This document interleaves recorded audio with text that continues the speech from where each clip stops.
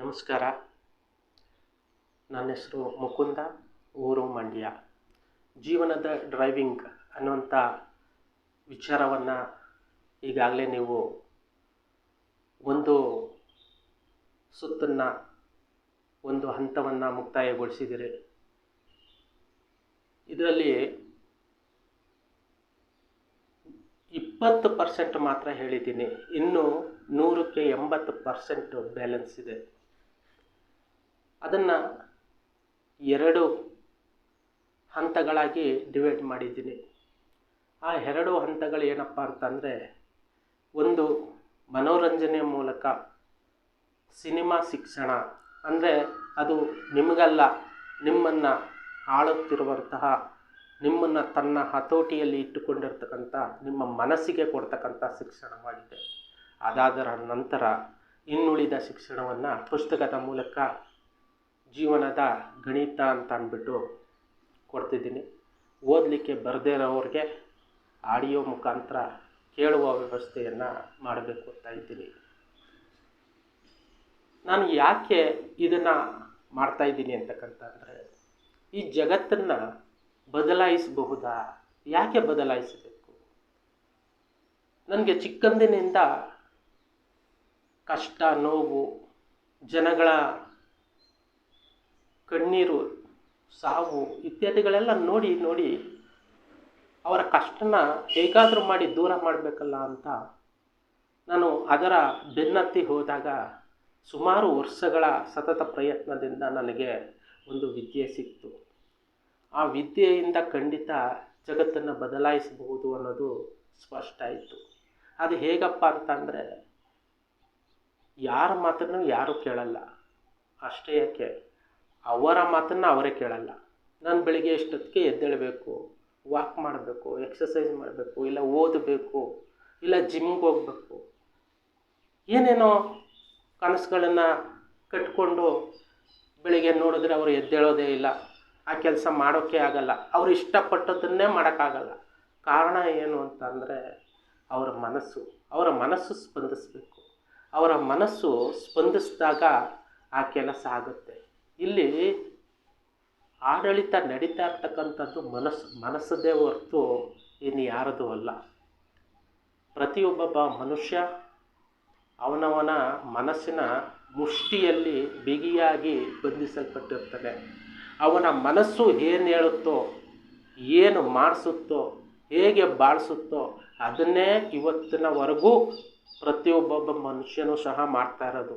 ಇದನ್ನು ಬೇಕಾದ್ರೆ ನೀವು ಗಮನಿಸಿ ನೋಡಿ. ಇವತ್ತು ನೀವು ಏನಿದ್ದೀರೋ, ಏನು ಮಾಡ್ತಿದ್ದೀರೋ, ಏನಾಗಿದ್ದೀರೋ ಅದಕ್ಕೆಲ್ಲ ಕಾರಣ ನೀವಲ್ಲ, ನಿಮ್ಮ ಮನಸ್ಸು. ಈ ಮನಸ್ಸಿನ ಕೈಯಲ್ಲಿ ನಿಮ್ಮ ಭವಿಷ್ಯ, ನಿಮ್ಮ ಸುಖ ದುಃಖ ಎಲ್ಲವೂ ಅಡಕವಾಗಿದೆ. ಈ ಮನಸ್ಸಿಗೆ ಸರಿಯಾದ ಒಂದು ತಿಳುವಳಿಕೆಯನ್ನು ಕೊಟ್ಟರೆ ಖಂಡಿತವಾಗಿಯೂ 100% ಸಕ್ಸಸ್ ಆಗ್ತದೆ.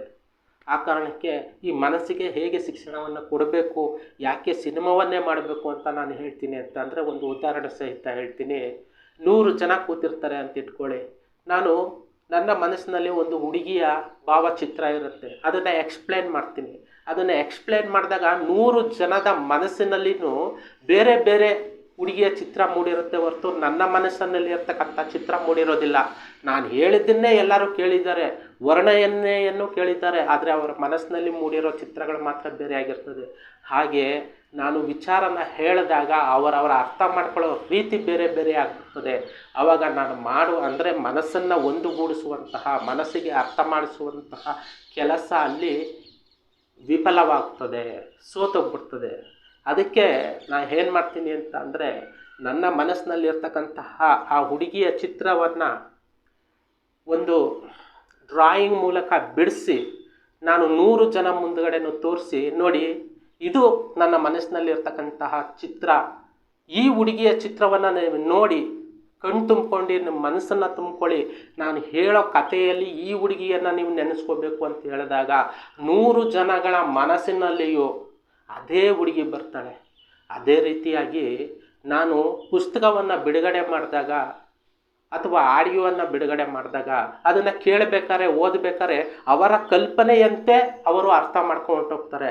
ಅಲ್ಲಿ ಎಡುತ್ತಾ ಇರೋದು ನಾನು ಹೇಳೋ ರೀತಿಲಿ ಅವ್ರು ಕಲ್ಪನೆ ಮಾಡ್ಕೊಳ್ಳಲ್ಲ. ಓದೋದು, ನಾನು ಹೇಳೋದು ಕೇಳೋದೆಲ್ಲ ಒಂದೇ, ಆದರೆ ಅವರ ಅರ್ಥ ಮಾಡ್ಕೊತಿರೋದು, ಅವರಲ್ಲಿ ಬರ್ತಾ ಇರೋ ಚಿತ್ರ ಬೇರೆ ಬೇರೆ ಆಗುತ್ತೆ. ಆಗ ಮನಸ್ಸುಗಳಲ್ಲಿ ಭಿನ್ನತೆ ಆಗುತ್ತೆ.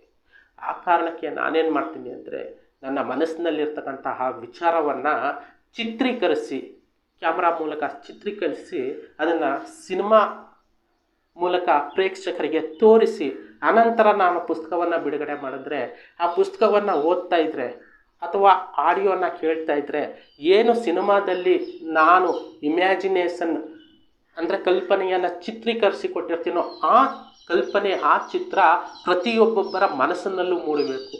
ಯಾವಾಗ ಅದು ಮೂಡುತ್ತೋ ಆಗ 100% ಎಲ್ಲರ ಮನಸ್ಸು ಒಂದೇ ಆಗುತ್ತೆ. ಎಲ್ಲರ ಮನಸ್ಸುಗಳ ಭಾವನೆ, ಕಲ್ಪನೆಗಳು, ಉತ್ತರಗಳು ಒಂದೇ ಆಗ್ತದೆ.